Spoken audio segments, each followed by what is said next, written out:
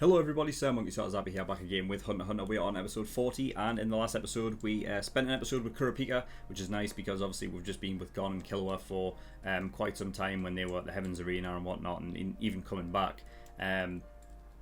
So yeah, it's nice to spend some time with Kurapika. And I don't know, I mean, judging by just the thumbnail itself for this episode, that we're going to be with Kurapika again. I was asking, sort of in the post-discussion last episode, that maybe we would get to see like a bit of Leorio, but I don't think that's the case. But that's fine, because, you know, more Kurapika is always great. And he's also got these cool-ass fucking chains that's going on, so with his Conjurer ability. And so yeah, Kurapika is at this mansion right now, along with some other people, looking to become employed with this sort of high up guy, which will hopefully lead Kurapika to the Phantom Troop, which is obviously what he's hoping for. But yeah, part of the sort of employment process, I suppose the interview, I guess, is to get out of the mansion alive, because obviously I guess this employer guy doesn't really. You know, if he's wanting sort of like a bodyguard, then you'd want to hope that bodyguard can defend themselves and look after themselves. So yeah, this should be good. So yeah, I don't have anything else to talk about. So we're just going to get in episode 40 and see what we get. So without further ado, let's go.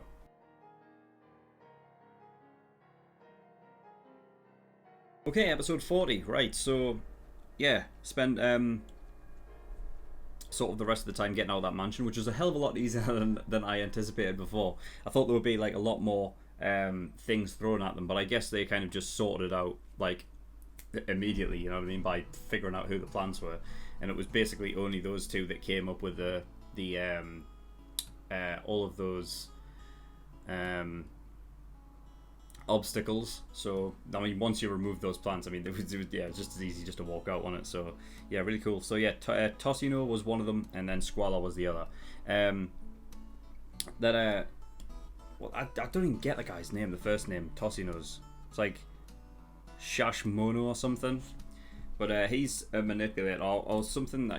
That's what Kurapika had found out, just judging by the fact that, you know, because you manipulate all of the things. But I thought that was because I mentioned during the reaction the other guy, right? The guy that was at the Heavens Arena who fought against Hisoka, right?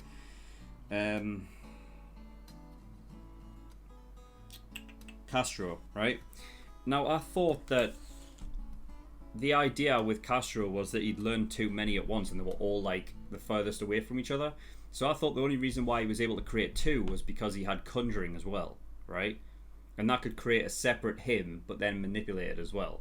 So I thought there's two things there. But Kurapika only picked up on the fact that he was just a manipulator. I never even mentioned the idea of him being a conjurer, which is interesting.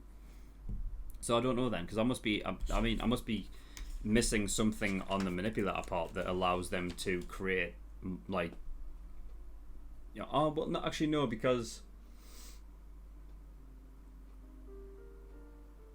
no, actually, no, I may be getting that wrong. Yeah, because if you're able to manipulate, because yeah, the reason why I'm getting it wrong is because manipulator, I just wrote down controls objects and creatures, but I guess, you know, being able to manipulate your aura and sort of create it as its own thing kind of makes sense. But I was you know, because the idea of like making something else, right, that like sort of moves on its own while manipulating obviously works for that, like sort of the idea of making something else to move around would be with Conjurer, but I guess it makes sense them being completely head to toe in this like black cape that underneath there's nothing there. It's just aura itself. So yeah, I guess it makes sense he's only manipulator. So yeah, I just talked that one, you know, and figured it out. So never mind. But yeah, it's interesting. Toshino made the assumption that Kurapika, because he was using chains, was a manipulator as well, which is interesting. And I wonder if Kurapika actually took that into consideration when he was using the chains, and that the way that he uses them, it allows him to go under the radar, people thinking he's a manipulator when in reality he's a conjurer, which is something that I can't remember who said it, but that it's not a good idea to give away your I think it was when Hisoka and Gon were fighting. Hisoka had mentioned, like, it's not a good idea to give away your Nen, right? Um, so yeah, I think it's something that people should really keep to the heart, which obviously Kurapika is aware of. So yeah, it's good that he can go under the radar like that. So yeah, I wonder if that's the reason why he chose a chain, because why would conjurers choose chains as their weapon of choice kind of thing, which is cool. And then yeah, Squalor was the other one, which yeah, I was right as well. He is also a manipulator. So that's 2 manipulators. You know what I mean? Great. So yeah. The simple lie detection thing, yeah, that ended up working out perfectly. I was completely confused as to what the hell he was doing there, because it's like trying to like figure out like all of the nuances of what Nen actually can do and what the different skills can do, and I was wondering if it was more on his end more than the idea of it. It was just it was just a simple like sort of lie detection thing. His heartbeat rose, and therefore you know what I mean, it was able to pick it out. Especially Melody, who first of all is a woman. Like, fucking hell, man. I mean, God. She's able to pick up on. She has very keen senses in regards to that thing. So obviously she was able to pick it out straight away. Your heartbeat rose and whatever. And then Basho, the conjurer guy, who essentially writes poetry or haikus or whatever that transfers into a certain type of power, which I think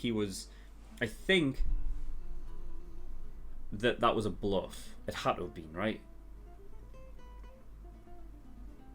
Because but that's the thing, is like I don't know to what degree conjure is. I talked about in the last episode about how if it's some sort of like understanding of molecular structure and stuff, and only then are you able to conjure up certain things. But how do you, like, to conjure fire, I suppose, is one thing.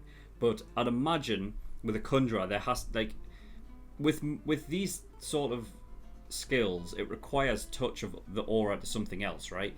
And I don't think a conjurer, like in the same way Hisoka with the transmutant ability, like, uses bungee gum in order to attach, right, to people further away. With conjurers, I'm not sure that's the case.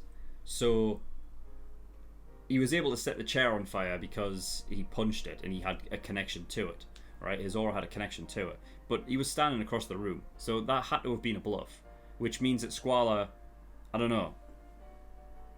I guess Basho didn't reveal like what Nen he actually did have. Like what class he actually did have to Squalor, so Squalor obviously didn't even take into account, because otherwise like his understanding of it might not have been all that good. But Basho obviously using it to his advantage. I think it was a bluff on his part to make him give it up. So yeah, and then we've also got Basie or Basie. I don't know how you pronounce that. But yeah, so she's a manipulator, though I think she could have easily lied about being a manipulator. Again, like I talked about that in the last episode, about how could she be a conjurer and conjure up some kind of, I don't know, liquid that forces them to do something. But but I did also talk about the manipulation side of it being like, could she control humans? If is that even a thing? And apparently she can, though it only is some. It's interesting how it's only through kissing, though. Like, I don't know. Is there a more concentrated like aura point like there? I don't know. Because otherwise, why would it only involve kissing and not? Because it's only the aura that really has to touch, right? As long as the aura is in connection, then it shouldn't matter where it comes from. So I don't know. I'm inclined to believe that she's lying when she says that she's a manipulator. And then Melody is unknown. She hasn't really given up anything that would reveal what she is yet, other than the sense thing, which I don't think is related to. I don't think that's related to any of them.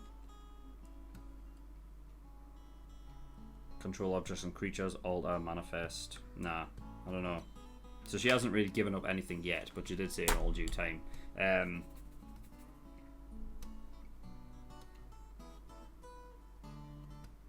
So yeah, interesting. I'm interested to see who the guy is that, because we still don't know the name of the employer guy, right? But he's got someone tied up, and I wonder who that is. but he was basically saying that he doesn't need him yet, so I don't know. And then we came back with I'm going to have to look. I'm going to have to literally look, because if I don't get it right, you know, if I keep... Yeah, it is Milky. Milky is the brother. I thought so. I'm going to write that down, because I keep like getting confused, like being like, is that Milky or is it not? And it is.